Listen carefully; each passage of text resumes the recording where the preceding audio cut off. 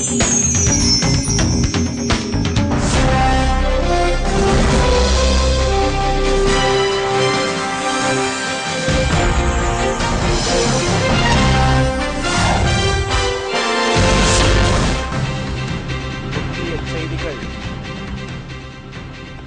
ஹசாரே போராட்டத்திற்கு நாடு முழுவதும் ஆதரவு. உண்ணாவிரத போராட்டத்திற்கு 14 நாட்கள் அரசு அனுமதி.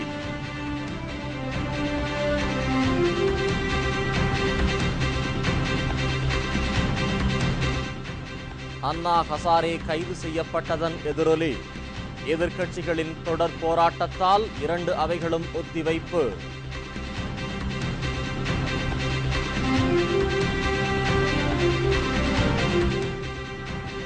இன்று முதல் லாரிகள் வேலைநிறுத்தம். பல கோடி ரூபாய் மதிப்பிலான சரக்குகள் தேக்கம்.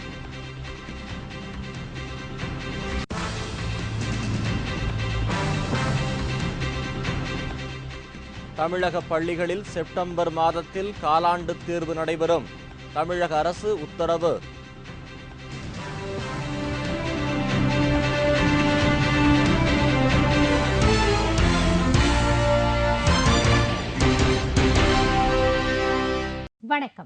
வணக்கம். விரிவான செய்திகள். அண்ணா ஹசாரேவின் போராட்டத்திற்கு நாடு முழுவதும் ஆதரவு பெருகி வருகிறது.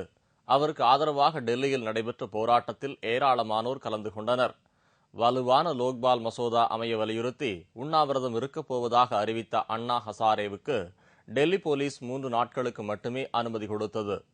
இதற்கு மறுப்பு தெரிவித்த அண்ணா ஹசாரே தடையை மீறி உண்ணாவிரதம் இருக்கச் சென்றபோது அவரை கைது செய்த டெல்லி போலீசார் அண்ணா ஹசாரேவை திகார் சிறையில் அடைத்தனர். இந்த தகவலால் நாடு முழுவதும் அண்ணா ஹசாரேவுக்கு ஆதரவான போராட்டங்கள் ஏற்பட்டது. மத்திய அரசு அவரை விடுதலை செய்ய முன்வந்த போதிலும் நிபந்தனையற்ற அனுமதி கொடுத்தால் மட்டுமே சிறையை விட்டு வெளியே வருவேன் என்று கூறியதோடு சிறையிலும் தனது உண்ணாவிரத போராட்டத்தை அண்ணா ஹசாரே தொடர்ந்து வருகிறார். இந்நிலையில் டெல்லியில் அண்ணா ஹசாரேவுக்கு ஆதரவாக ஆட்டோ டிரைவர்கள் உண்ணாவிரதம் இருக்கப் போவதாக அறிவித்தனர். மேலும் திகார் சிறையின் முன்பாக டெல்லியை சேர்ந்த வழக்கறிஞர்கள் போராட்டத்தில் ஈடுபட்டனர். அண்ணா ஹசாரேவின் ஆதரவாளர்களின் போராட்டங்கள் காரணமாக தற்பொழுது 7 நாட்களுக்கு அனுமதி கொடுப்பதாக டெல்லி போலீசார் தெரிவித்திருந்தனர்.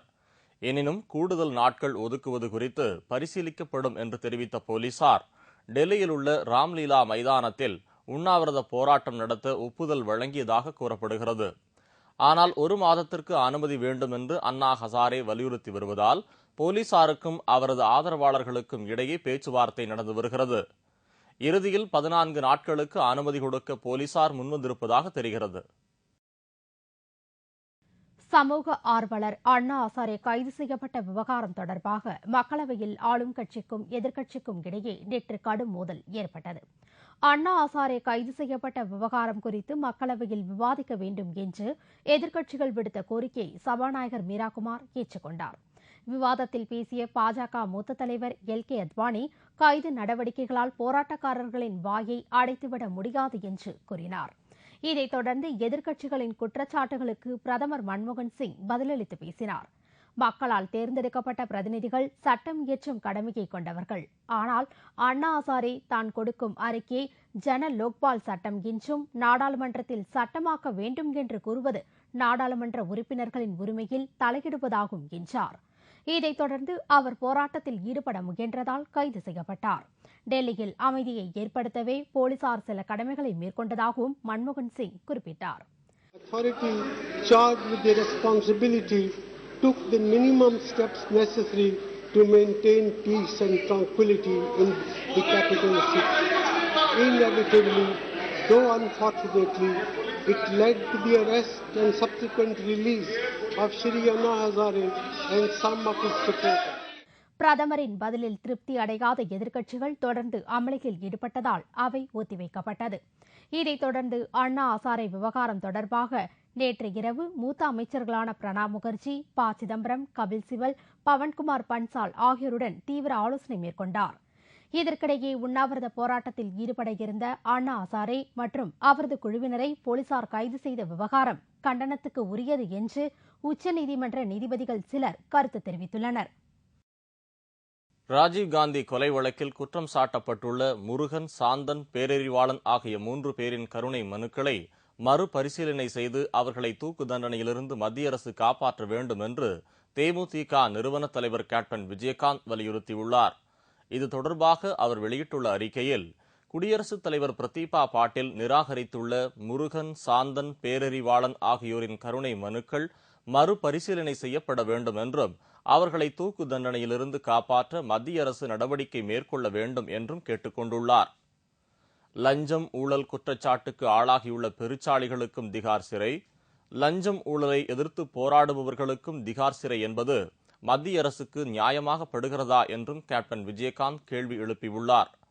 திமுக உறுப்பினர்களை கடமையாற்ற விடாமல் ஆளும் கட்சியினர் தடுப்பதாக திமுக தலைவர் கருணாநிதி கூறியுள்ள குற்றச்சாட்டுகளுக்கு பதிலளித்துள்ள கேப்டன் விஜயகாந்த், கடந்த காலத்தில் மக்கள் கொடுத்த வாய்ப்பை நல்ல முறையில் பயன்படுத்தி ஜனநாயக கடமையாற்ற தவறிய கலைஞர் இப்பொழுது மட்டும் என்ன புதிய ஜனநாயக கடமை ஆற்றப் போகிறார் என்று கேள்வி எழுப்பியுள்ளார். முன்னாள் ஜனாதிபதி அப்துல் கலாம் இரண்டாவது முறையாக ஜனாதிபதியாக வருவதை வேண்டுமென்றே தடுத்தவர் கலைஞர் என்று தாம் சட்டமன்றத்தில் கூறிய கருத்தை கருணாநிதி விமர்சித்துள்ளதற்கும் கேப்டன் விஜயகாந்த் கண்டனம் தெரிவித்துள்ளார். கருணாநிதியின் விமர்சனத்தை கேட்டால் புரட்சித் தலைவர் எம்ஜிஆர் பாடிய நான் பார்த்தா பைத்தியக்காரன் உன் பாட்டனுக்கும் வைத்தியம் பார்ப்பேன் என்ற பாடல்தான் நினைவுக்கு வருகிறது என்று குறிப்பிட்டுள்ள கேப்டன் விஜயகாந்த், மூதறிஞர் ராஜாஜி, பெருந்தலைவர் காமராஜர், பக்தவட்சலம், கம்யூனிஸ்ட் கட்சி தலைவர் ராமமூர்த்தி, முன்னாள் பிரதமர் இந்திரா காந்தி, புரட்சித் தலைவர் எம்ஜிஆர் ஆகியோரை பற்றியெல்லாம் கலைஞர் பேசியதை இப்போது எடுத்துச் சொன்னால் அவரது கண்ணியம் காற்றில் பறந்துவிடும் என்றும் கூறியுள்ளார். இதுநாள் வரை தாம் அவரை கலைஞர் என்றுதான் கண்ணியத்துடன் கூறி வருவதாகவும், கருணாநிதி என்று சொன்னதில்லை என்றும் கூறியுள்ள கேப்டன் விஜயகாந்த், இனி கருணாநிதி என்று சொல்ல வைத்து விடாதீர்கள் என்றும் கூறியுள்ளார். டீசல் விலை உயர்வு, சுங்கவரி உயர்வு ஆகியவற்றை குறைக்க வலியுறுத்தி தமிழகம் உட்பட 6 மாநிலங்களில் லாரி உரிமையாளர்கள் இன்று முதல் வேலை நிறுத்தத்தில் ஈடுபட உள்ளனர். லாரி உரிமையாளர்களின் இந்த வேலை நிறுத்தம் காரணமாக தமிழகம் முழுவதும் நாள் ஒன்றுக்கு 20,000 கோடி ரூபாய் வரை இழப்பு ஏற்படக்கூடும் என்று தெரியவந்துள்ளது. இதனால் வர்த்தகம் பெரிய அளவில் பாதிக்கப்படக்கூடும் என்று கூறப்படுகிறது. லாரி உரிமையாளர்களின் இந்த போராட்டத்திற்கு தமிழகம் முழுவதும் இருந்து ஆதரவு குவிந்து வருகிறது. மணல் லாரி உரிமையாளர்கள் தங்களது ஆதரவை தெரிவித்துள்ளனர். இதேபோல் கோவை மாவட்டத்தைச் சேர்ந்த லாரி உரிமையாளர்கள் இந்த போராட்டத்திற்கு ஆதரவாக அடுத்த 2 தினங்களுக்கு லாரிகளை இயக்கப் போவதில்லை என்று தெரிவித்தனர். இதனால் நாள்தோறும் பொள்ளாச்சியில் இருந்து கேரளா மற்றும் வட மாநிலங்களுக்கு தேங்காய், இளநீர் ஆகிய பொருட்கள் லாரிகள் மூலம் அனுப்பப்படுகின்றன. இவைகள் அனுப்பப்படாவிட்டால் தேக்கநிலை ஏற்பட்டு பெரும் நஷ்டம் ஏற்படும். லாரிகளின் வேலை நிறுத்தம் காரணமாக பெருமளவில் சரக்குகள் தேங்கும் அபாயம் ஏற்பட்டுள்ளது. எனினும் பால், தண்ணீர் போன்ற அத்தியாவசிய பொருட்களுக்கு தடையில்லை என்று தெரிவிக்கப்பட்டது. தமிழ்நாட்டில் உள்ள பள்ளிகளில் பயிலும் மாணவர்களுக்கு வரும் செப்டம்பர் 22ஆம் தேதி காலாண்டு தேர்வு நடத்தப்படும் என்று தமிழ்நாடு அரசு உத்தரவிட்டுள்ளது. ஆண்டுதோறும் கோடை விடுமுறை முடிந்து ஜூன் மாதம் முதல் வாரத்தில் தமிழக பள்ளிகள் திறக்கப்படுவது வழக்கம். ஆனால் இந்த ஆண்டு சமச்சீர் கல்வியை அமல்படுத்துவது தொடர்பாக வழக்கு நடைபெற்று வந்ததை அடுத்து பள்ளிகள் தாமதமாக திறக்கப்பட்டது. எனினும் சமச்சீர் கல்வி குறித்த இறுதி தீர்ப்பு வழங்கப்படாத நிலையில் பள்ளி மாணவர்கள் எந்த பாடத்திட்டத்தை பின்பற்றுவது என்பதில் குழப்பம் எழுந்தது. இந்நிலையில் கடந்த சில நாட்களுக்கு முன்பாக சமச்சீர் பாடத்திட்டத்தை உடனடியாக அமல்படுத்துமாறு உச்சநீதிமன்றம் உத்தரவிட்டதை தொடர்ந்து தமிழக பள்ளிகளுக்கு பாடப்புத்தகங்கள் அனுப்பும் பணி தீவிரமாக நடைபெற்றது. இந்நிலையில் வழக்கமாக செப்டம்பர் மாதத்தில் தமிழ்நாட்டில் உள்ள பள்ளிகளில் காலாண்டு தேர்வு நடத்தப்படும். இந்த ஆண்டு பள்ளிகள் தாமதமாக திறக்கப்பட்ட போதிலும் அனைத்து பள்ளிகளிலும் பயிலும் மாணவர்களுக்கு வரும் செப்டம்பர் 22ஆம் தேதி காலாண்டு தேர்வு நடத்தப்படும் என்று தமிழக அரசு தெரிவித்துள்ளது. இந்த தேர்வுக்கான பாடப்பகுதிகள் குறைக்கப்பட்டு தேர்வு நடத்தப்படும் என்று தமிழக அரசின் செய்திக்குறிப்பு தெரிவித்துள்ளது. 2G ஸ்பெக்ட்ரம் விவகாரத்தில் மலேசிய நிறுவனமான மேக்சிஸிற்கு ஏர்செல் நிறுவனம் விற்பனை செய்யப்பட்டது தொடர்பான ஆவணங்களை சிபிஐ ஆய்வு நடத்தி வருகிறது. தனிகார் தொலைத்தொடர்பு நிறுவனமான ஏர்செல் நிறுவனத்தை மலேசியாவை சேர்ந்த மேக்சிஸ் நிறுவனத்திடம் விற்பனை செய்ய தயாநிதிமாறன் வற்புறுத்தியதாக ஏர்செல் முன்னாள் தலைவர் சிவசங்கரன் குற்றம் சாட்டியிருந்தார். மேலும் இந்த விற்பனை தொடர்பான பண பரிமாற்றம் நடைபெற்றதாக கூறப்படும் வங்கி சில முக்கிய ஆவணங்களை சிபிஐ வசம் ஒப்படைத்துள்ளது.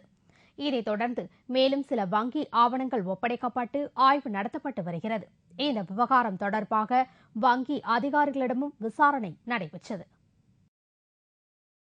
12வது ஐந்தாண்டு திட்டக்குழு கூட்டம் பிரதமர் தலைமையில் வரும் சனிக்கிழமை டெல்லியில் கூடி விவாதிக்கப்பட உள்ளது. இந்திய அரசு ஒவ்வொரு 5 ஆண்டுகளுக்கு ஒருமுறையும் புதிய திட்டங்களை செயல்படுத்தும் வகையில் 5ஆண்டு திட்டம் ஒன்றை அமல்படுத்தியுள்ளது. இதன்படி தற்போது 12வது ஐந்தாண்டு திட்டம் தீட்டப்பட்டு தற்பொழுது விவாதம் நடைபெற்று வருகிறது. வரும் சனிக்கிழமை பிரதமர் தலைமையில் நடக்கவுள்ள இந்த கூட்டத்தில் பல முக்கிய விவகாரங்கள் குறித்து விவாதிக்கப்படலாம் என்று எதிர்பார்க்கப்படுகிறது. திட்ட கமிஷன் கூட்டத்திற்கு பின்னர் இந்த திட்டம் குறித்து மத்திய அமைச்சரவையின் ஒப்புதலுக்கு அனுப்பப்படும். இதைத் தொடர்ந்து இந்த திட்டம் தேசிய வளர்ச்சி கவுன்சிலில் ஆய்வுக்கு அனுப்பப்படும் என்று தெரிவிக்கப்பட்டுள்ளது.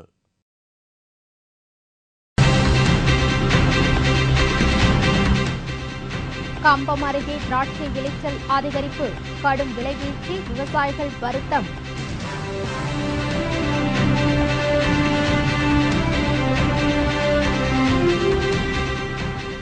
விநாயகர் சதுர்த்தி விழா கண்காட்சி, விதவிதமான சிலைகளை காண மக்கள் கூட்டம் மற்றும் பல செய்திகள் விளம்பர இடைவேளைக்கு பிறகு.